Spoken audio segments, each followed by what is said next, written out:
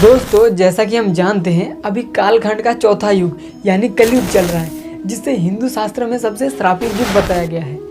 और आज की इस वीडियो में मैं बताऊंगा कि भगवान श्री कृष्ण के अनुसार कलयुग कैसा होगा, यानी कलयुग में लोग कैसे होंगे, जीवन कैसे जिएंगे, लोगों का एक दूसरे के प्रति व्यवहार कैसा होगा।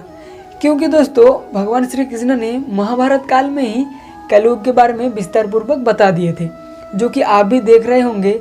भगवान श्री कृष्ण के द्वारा हर एक बताई गई बातें अभी सच में घट रही हैं। अब दोस्तों, महाभारत के अनुसार ये बात उस समय की है जब द्वैत कीड़ा में सब कुछ हारने के बाद पांडवों को वनवास हो गया था। वनवास जाने से पहले पांडव ने भगवान श्री कृष्ण को एक सवाल पूछा कि जैसा कि आप जानते हैं अभी द्वापर युग तो खत्म होने वाली है, कृपया कर हमें बताइए कि इसके बाद आने वाला युग यानी कलयुग की चाल गति क्या होगी, कैसी होगी, इस युग में इंसान कैसे होंगे। ये सुनने के बाद भगवान श्री कृष्ण ने बताया कि मैं तुम लोगों को इसका सीधा सा उत्तर नहीं दे सकता, लेकिन तुम पांचों जंगल में जाओ और जंगल में जो कुछ भी दिखे वो आकर मुझे बताओ, फिर मैं तुम लोगों को उसके हिसाब से कलयुग में उसका प्रभाव बताऊं। तो पांचों भाई विलम्ब ना करते हुए वन में निकल गए और उन्होंने जो कुछ भी देखा उन्हें देखकर वो अचंभित हो गए और फिर शाम को भगवान श्री कृष्ण के पास आके एक एक करके बताने लगे।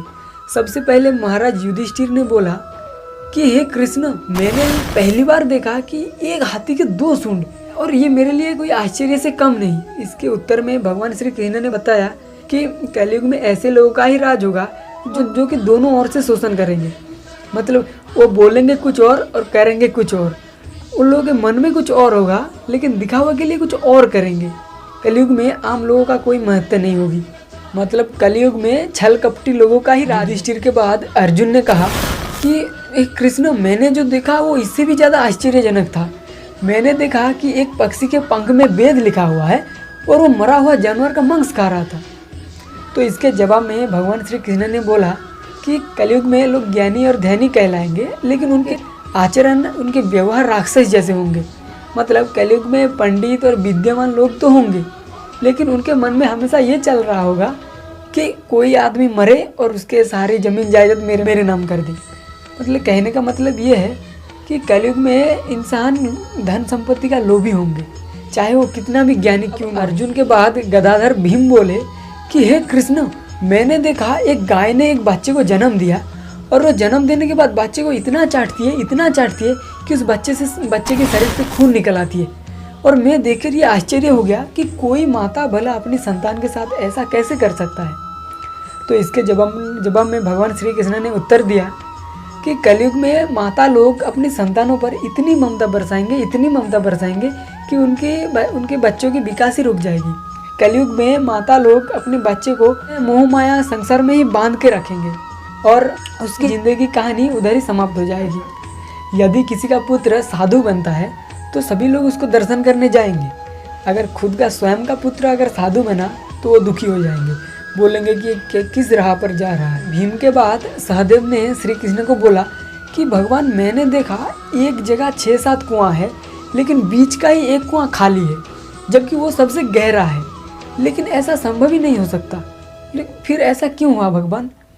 फिर भगवान श्री कृष्ण ने इसके जवाब में बताया कि कलयुग में धनी लोग बहुत होंगे और वो धनी लोग अपने शौक पूरे करने के लिए, आलीशान बंगला बनाने के लिए, अपनी बेटी की शादी करवाने के लिए लाखों रुपए खर्च कर देंगे। लेकिन अगर पड़ोस में ही कोई भूखा प्यासा मर रहा होगा तो उसकी सहायता नहीं करेगी, भले उसका सगा ही कोई क्यों ना भूख प्यासा मर रहा होगा, वो देखते रहेंगे। सहदेव के बाद नकुल ने श्री कृष्ण को कहा कि मैंने देखा कि एक बड़ा सा पहाड़ से एक चट्टान बहुत तेजी से नीचे गिरती है।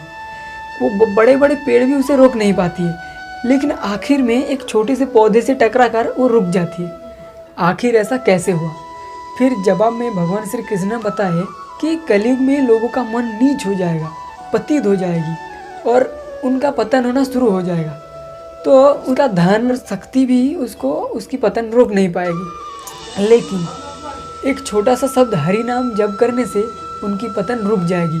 और कलयुग में अगर कोई धन संपत्ति को छोड़ के अगर हरि नाम का जप करता है तो उसकी ज़िंदगी में कभी कोई कष्ट नहीं होगी और उसको मरने के बाद स्वर्ग मिलेगी और मेरे चरणों में स्थान मिलेगी। और आपने देखा होगा श्री कृष्ण के द्वारा बताई गई हर एक बातें आज सच हो रही है। इसलिए कलयुग में मनुष्य को अपने धर्म का पालन करना होगा और साथ में हरि नाम का जप करना होगा, तो उसकी जीवन सफल हो जाएगी। आखिर में दोस्तों, अगर आप लोगों को वीडियो अच्छी लगी तो प्लीज़ हमें सब्सक्राइब करें, लाइक करें, शेयर करें। अगर आप लोगों को वीडियो अच्छी लगी तो हमें ज़रूर सपोर्ट करें।